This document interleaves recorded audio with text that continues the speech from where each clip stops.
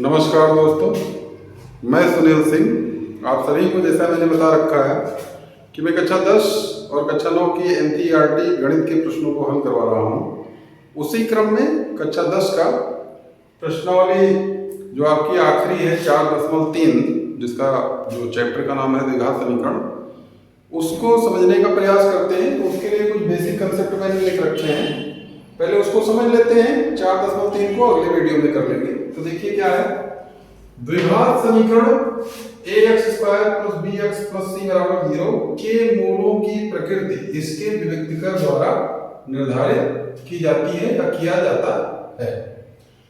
अब चूंकि विविक्तकर, जिसको इंग्लिश में कहते हैं डिस्क्रिमिनेंट और डिस्क्रिमिनेंट कहते हैं, इसीलिए इसको कैपिटल डी से लिख देते हैं और उसका सूत्र होता है d = b² - 4ac। तो ये निर्धारित करेगा कि द्विघात समीकरण के मूल कैसे हैं। अब चूंकि यहां लिखा है तो इसलिए द्विघात समीकरण ax² + bx + c = 0 के पहला कंडीशन है दो भिन्न वास्तविक मूल होते हैं यदि d > 0।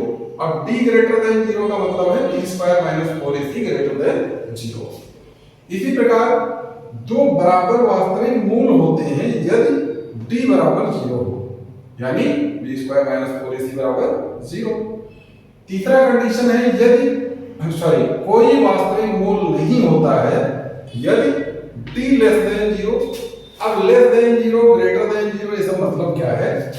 d > 0 का मतलब है d शून्य से बड़ा हो, और शून्य से बड़ा होने का मतलब धनात्मक संख्या।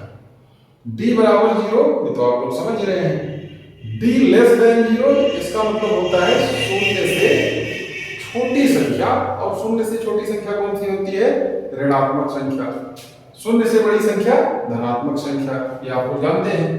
अब जैसे मैंने उदाहरण लिख रखे हैं कुछ, इसको हल करवाऊंगा ताकि प्रश्नावली आसान हो जाए। कह रहा है निम्न द्विघात समीकरणों का विविक्तकर ज्ञात कीजिए और फिर मूलों की प्रकृति ज्ञात कीजिए, और यदि वे वास्तविक हैं तो उन्हें ज्ञात कीजिए।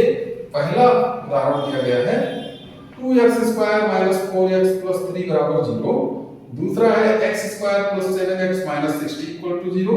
तीसरा है 3x² - 2x + 1/3 = 0। और चौथा है 2x² - 3x - 20 = 0। तो चलिए इसको हल करते हैं। तो अगर आप चाहें तो इसका स्क्रीनशॉट ले लें, मैं इसको मिटा दे रहा हूं क्योंकि हल करूंगा ऊपर। तो देखिए मिटा देता हूं इसको ताकि पूरा स्पेस मिल जाए लिखने का। अब देखिए इतना हमने मिटा दिया है, ये भी मिटा दिया, केवल क्वेश्चन लिखा रहने देते हैं, समीकरण केवल लिखा रहने देते हैं। तो देखिए ये पूरा लिखा गया है। अब चलते हैं हल करते हैं। पहला जो समीकरण है, पहला हल, पहले का क्या दिया गया है? सबसे पहले क्या करेंगे, दिए गए समीकरण यानी 2x² - 4x + 3 = 0 की तुलना किससे करेंगे? तुलना जो मानक समीकरण होता है द्विघात समीकरण ax² + bx + c = 0 से करने पर तुलना करेंगे। तो आप ध्यान से देखिए, x² का बगल a, यहाँ पे क्या है a, तो a बराबर कितना आ गया 2। इसी तरह x के बगल में b लिखा है गुणांक, और यहाँ x के बगल क्या है -4, तो b = -4। और आखिरी वाला पद c है, यहाँ पे कितना है 3, तो c = 3। अब देखिए विविक्तकर का सूत्र लगा देते हैं, इसलिए विविक्तकर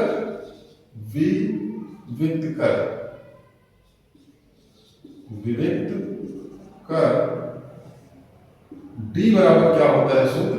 b² - 4ac। इसी में मान रखें तो -4 का होल स्क्वायर -4 गुणे 2 गुणे c का मान 3। अब यहाँ रखिए तो -4 का स्क्वायर + 16 और -4 × 8 = 24, और 16 में से 24 गया -8, जो कि लेस देन है 0 से। ऋणात्मक संख्या है तो 0 से छोटी होती है। इसका मतलब दिस इंप्लाइज दैट d < 0। और इसके लिए मैंने कंडीशन अभी जो लिखा था उसको अगर आप देखें वीडियो को रिवर्स करके, तो डी लेस देन 0 का मतलब है कोई वास्तविक मूल नहीं है। अतः दिए गए समीकरण का कोई वास्तविक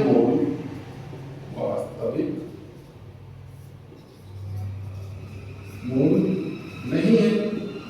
और जब मूल ही नहीं है वास्तविक, तो हम क्या करेंगे? एक तो विभक्तिकर आ गया, एक तो ये आंसर हो गया। दूसरा क्या कह रहा था कि ये कैसा है, तो यहां पर लिख लेंगे डी लेस देन, क्योंकि डी लेस देन 0 है, जो कि -8 है, तो इसलिए विभक्तिकर हमने निकाल लिया और मूल की प्रकृति बता दी। अब मूल वास्तविक ही नहीं है, कहा गया था अगर मूल वास्तविक है तो उन्हें ज्ञात कीजिए, तो वास्तविक नहीं है इसलिए ज्ञात ही नहीं करना। दूसरे समीकरण को लेते हैं और दूसरे समीकरण को हल करते हैं। एक आंसर ये हो गया, एक आंसर ये हो गया। अब देखिए दूसरे समीकरण में क्या करना है, ये चीज हटा देना है और भाषा तो वही रहने वाली है इसलिए उसको नहीं मिटाते हैं। ए बी सी का मान बदल जाएगा, इसको हटा दिया हमने, और डी का फॉर्मूला वही रहेगा, सब कुछ वही रहेगा, बस ये चीज चेंज हो जाएगी, इसको हटा देते हैं। देखिए आसानी से समय बच जाएगा। दूसरा समीकरण क्या है, x² + 7x - 60, x² + 7x - 60 = 0। इसकी तुलना करेंगे तो a b c का मान कुछ और आ जाएगा। a का मान x² के आगे a, यहाँ क्या है 1 छुपा है। इसी तरह x के आगे b और x के आगे यहाँ कितना है 7, और आखिरी पद c है, यहाँ कितना है -60। मान रखेंगे तो देखिए क्या आ जाएगा, 7 का स्क्वायर -4 गुणे a का मान 1 गुणे c का मान -60, तो 7 का स्क्वायर 49 माइनस प्लस 6 × 24 240, जोड़ दीजिए तो 289। एक तो आंसर ये हो गया, विभक्तिकर आ गया। अब चूंकि 289 जो है वो क्या है, ग्रेटर देन 0 है, 0 से बड़ी संख्या है, इसलिए b ग्रेटर देन 0, और इसलिए द्विघात समीकरण के मूल दो भिन्न वास्तविक मूल हैं। इसलिए दिए गए द्विघात समीकरण के दो भिन्न, यहां लिखते हैं वास्तविक मूल हैं, वास्तविक मूल हैं, दो भिन्न वास्तविक मूल हैं। अब इन्हें ज्ञात नहीं करना है, एक आंसर ये भी हो गया। इन्हें ज्ञात करने के लिए क्या करते हैं, इन्हें ज्ञात करने के लिए सबसे पहले इसको हल कर लेते हैं। x², अब चूंकि x² + 7x - 60 = 0, इसलिए इसको हल करते जाइए। तो x² मैंने आपको पिछले वीडियो में बता रखा है, इसको गुणनखंड विधि से कैसे हल करेंगे। आखिरी वाली संख्या नोट कर लेंगे, इसको और इसको गुणा करके, तो 1 × 60 बराबर कितना आने वाला है 60, और आखिरी वाला चिन्ह नोट करेंगे माइनस, बीच वाली संख्या नोट करें तो 7। अब ऐसी दो संख्याएं जिनको गुणा करें तो आ जाए 60, और जो घटाए तो कितना आ जाए 7, तो ऐसी दो संख्याएं नोट दें। अगर आपको ना मिले तो क्या करना है, 60 का गुणनखंड कर लेना है 30 आ जाएगा, और उसके बाद 2 से काट देंगे 15 आ जाएगा, फिर 2 से काट देंगे, 2 से कटेगा ही नहीं, 3 से काटते हैं 5, फिर 5 से काट दीजिए 1। अब इसमें देखिए कौन कौन सी संख्या हो सकती है, 2 दूनी 4, 4 दिया 12 और 5 को अलग कर लिया, 12 में से 5 गया 7, और 12 बचे 60, दो संख्या मिल गई। तो क्या लिखते हैं, +12 - 7 x - 60 = 0। ये रफ वाला पार्ट है लेकिन है बहुत इंपॉर्टेंट। तो देखिए इसको हल करते हैं, ये हो जाएगा x² + 12x - 7x - 60 = 0। ये काम आप कक्षा 9 में भी करते हैं, 8 में भी करते हैं। अगर नहीं कर रखा है तो इतना बेसिक तरीके से मैंने समझा दिया है कि आ जाएगा। तो देखिए इन दोनों में कानून क्या है, x बचा क्या है, x + 12, माइनस इन दोनों में कानून क्या है, x + 12 -5 होगा, सॉरी गलत कर दिया हमने, -5 होगा। तो इन दोनों में कानून करेंगे तो -5 x + 12। अच्छा, इसकी खासियत ये है कि जो इस ब्रैकेट में आया है वही अगले ब्रैकेट में भी ये मिलेगा। अगर ना मिले तो समझ लो कि कहीं गलत हुआ है, जैसे मैंने अभी लिख दिया था 5 की जगह 7 और गलत हो गया था, तो हमारा पकड़ में आ गया। तो अब देखिए अगली बार क्या लिखते हैं, x प्लस 12 एक ब्रैकेट में, अगले ब्रैकेट में क्या बचेगा, x माइनस 5 इक्वल टू 0। तो अब देखिए this implies that x plus 12 equal to 0 या x माइनस 5 इक्वल टू 0। तो इससे क्या मिल जाएगा, x इक्वल टू माइनस 12 या x इक्वल टू 5। इसलिए दोनों मूल आ गए आपके, दोनों मूल बराबर कितना आ गया, माइनस 12 का 5। अगर आप चाहें तो ये दोनों मान समीकरण में रख दें, तुरंत 0 आ जाएगा, संतुष्ट भी करेगा। देखिए 12 पर 144 प्लस 1284 तो माइनस हो जाएगा, प्लस माइनस, तो 144 माइनस 84 प्लस का 60 और 60 में से 60 गया 0। 5 रख के चेक करना चाहे तो देखिए 5 बचे 25 प्लस 7 बचे 35, 35 और 25 60, 60 में से 60 गया 0। अगर उत्तर की जांच करना चाहे तो ऐसे कर सकते हैं इम्तिहान में कि आपका उत्तर सही है अथवा गलत है। तो देखिए 2 सवाल हो चुके हैं, अब बच रहा है आपका तीसरा और चौथा। तो उसको भी हल करते हैं, फार्मूला वगैरह सब कुछ वही रहेगा, भाषा भी वही रहेगी, बस क्या बदल जाएगा, केवल संख्या। उसको हटा दिया हमने, बाकी सब वैसे लिखा रहने देते हैं और करते हैं जल्दी से। इधर वाला तो पूरा बदल जाएगा तो इसको हटा देते हैं, क्या आएगा वो तो करने पर पता चलेगा भाई। देखिए ये पूरा हटा दिया हमने, अब करते हैं तीसरा सवाल। इसका तीसरा भाग जो है, तीसरा लिखा गया है 3x स्क्वायर। अच्छा इसको थोड़ा ऊपर लिखते हैं, यहां से दिखेगा या नहीं वीडियो में, देख लेते हैं थोड़ा। दिख रहा है, लिखा गया है 3x square minus 2x plus 1/3 equal to 0। इसको हम लिखेंगे या, इसको हल कर लेते हैं। ये 3 गायब करने के लिए हम पूरे समीकरण में 3 से गुणा कर लेते हैं। तो 3 से यहाँ गुणा कर दीजिए, कितना हो जाएगा 9x स्क्वायर माइनस 3 दूनी 6x, और यहाँ गुणा करेंगे 3 3 कट जाएगा, प्लस 1 बराबर 0 गुणे 6 बराबर 0। ये आ गया। अब इसकी तुलना करेंगे इससे। क्यों ऐसा किया हमने, हम चाहते तो डायरेक्ट यहाँ पर c का मान 1/3 रख लेते, लेकिन हमने तुलना इसलिए कर लिया ताकि ये आसान हो जाए। तो देखिए क्या हो जाएगा, a का मान कितना मिल रहा है 9, देखिए x स्क्वायर के आगे a, यहाँ पे 9, यहाँ b का मान कितना मिल रहा है, x के आगे -6, x के आगे b यानी b का मान -6, और c का मान कितना मिल रहा है प्लस का 1। अब इसलिए डिलीट आप फार्मूला लगा दीजिए, कितना हो जाएगा -6 का स्क्वायर और -4 इंटू a की वैल्यू 9 इंटू c की वैल्यू 1, तो 6 का स्क्वायर 36 और माइनस 9 36, 36 में से 36 गया 0, और 0 आने पर क्या हो जाता है, दिए गए द्विघात समीकरण के 2 बराबर मूल हैं, 2 बराबर। भाई एक तो ये आंसर हो गया, विविध करके याद करना था। और लिखेंगे चूंकि b बराबर 0 आया, इसलिए दिए गए समीकरण के द्विघात समीकरण के 2 बराबर मूल हैं। अब देखिए इनको हल कर लेते हैं उसी तरह से।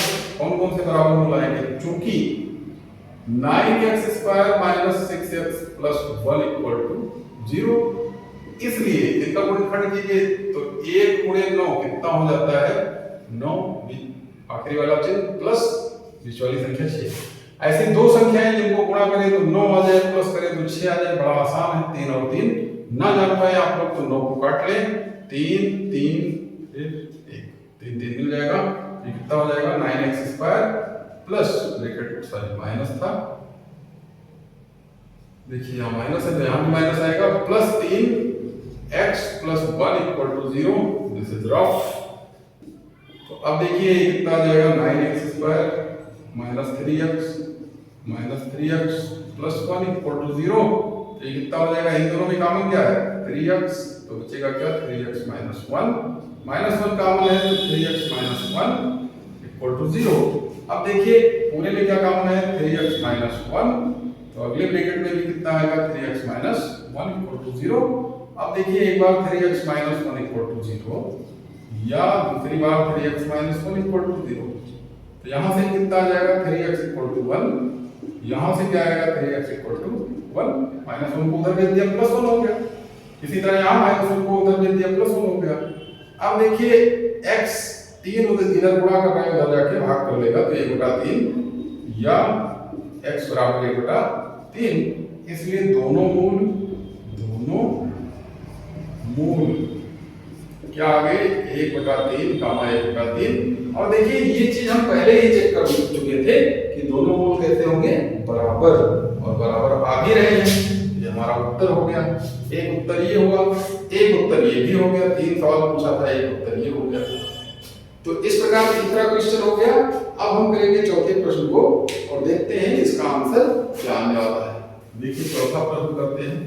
भाषा सारी वही रहेगी, कुछ बदलना है नहीं विशेष, इसलिए हम फॉर्मूला बार बार वही लिखा रहने देते हैं और देखते हैं क्या आएगा। चौथा प्रश्न खाली एक बचा है, देखिए क्या होता है। मिटा देते हैं सारा। आप लोग इस चैनल के माध्यम से बहुत बेहतर गणित समझ सकते हैं। प्रयास कीजिए, आप दोस्तों के पास ये वीडियो शेयर करते रहिए ताकि हमको मोटिवेशन मिलता रहे और मैं खूब ढेर सारे वीडियो अच्छे बनाता रहूं। तो हल में चौथा भाग क्या है, लिखा है 2x² - 3x - 20, 2x² - 3x - 20 = 0। इसकी तुलना करते हैं तो बताइए a की वैल्यू, b की वैल्यू और c की वैल्यू अलग अलग है। a की वैल्यू है 2, b की वैल्यू है -3 और c की वैल्यू है -20। मान रख देते हैं। -3 होल स्क्वायर -4 into a की वैल्यू 2 into -20। इसको हल कीजिए तो प्लस का 9 माइनस प्लस 4 दूनी 8, 8 दूनी 16, 160, 160 और 169। तो चूंकि जो कि एक आंसर हो गया, d बराबर इतना है। अब चूंकि d बराबर 169 है, जो कि ग्रेटर देन है 0 से, या यूं कहें या d ग्रेटर देन है 0 से, इसलिए दिए गए द्विघात समीकरण के दो भिन्न मूल हैं। अब वो भिन्न में मूल कौन से हैं, गुणनखंड विधि से आप कर सकते हैं। तो क्या लिखा गया है 2x² - 3x - 20 = 0। अब देखिए फिर से वही काम, 2 और 20 को गुणा करें तो 20 × 2 बराबर कितना हो जाएगा 40। आखिरी वाला चिन्ह नोट करें माइनस, बीच वाली संख्या 3। ऐसी दो संख्याएं जिनको गुणा करने पर 40 आए और हटाने पर 3 आए। अगर आप ना जान पाए तो आप क्या करें, 40 का गुणनखंड, अभाज्य गुणनखंड 2, 20 हो गया, 2 से काट दिया 10 हो गया, 2 से काट दिया 5 आ गया, 5 से काट दिया 1 हो गया। अब आप इन तीनों को एक साथ कर ले तो कितना बन जाएगा 8, और 5 और 1 को साथ कर ले तो 5। 8 में से 5 गया 3 और 5 से 40 मिल गया 2x² - 8 - 5x - 20 = 0। ये हो जाएगा 2x² - 8x प्लस 5x - 20 = 0। अभी प्लस कैसे आया, कंफ्यूज नहीं होना है, माइनस माइनस गुणा कर लिया तो हो गया प्लस। इन दोनों में कॉमन क्या है 2x, तो बचेगा x - 4। इसमें कॉमन क्या है +5, तो बचेगा x - 4 = 0। ये हो जाएगा x - 4 पूरे में कॉमन, तो बचेगा क्या 2x + 5 = 0। और यहां से x - 4 = 0 एक बार आएगा, दूसरी बार 2x + 5 = 0 आएगा। तो इस प्रकार x बराबर 4 आ जाएगा और यहां पर क्या आएगा, या x बराबर, इसको देखिए प्लस उधर गया -5 और 2 उधर जाएगा, पटा कर लेगा। तो इसलिए दोनों मूल आपके आ चुके हैं। दोनों मूल बराबर 4, -5/2 उत्तर हो गया। आप उत्तर की जांच करना चाहें तो इसी में मान रख दें और चेक कर सकते हैं कि उत्तर सही आ रहा है या गलत। तो इस प्रकार मैंने कई उदाहरण लेकर के आपको मूलों की, द्विघात समीकरण के मूलों की प्रकृति बताने का प्रयास किया। अब देखिए आप प्रयास कीजिए, चैनल को ज़्यादा से ज़्यादा सब्सक्राइब करवाइए ताकि हमको मोटिवेशन मिलता रहे। शेयर कीजिए, कमेंट कीजिए, लाइक कीजिए और मिलते हैं अगले वीडियो में, तब तक के लिए नमस्कार।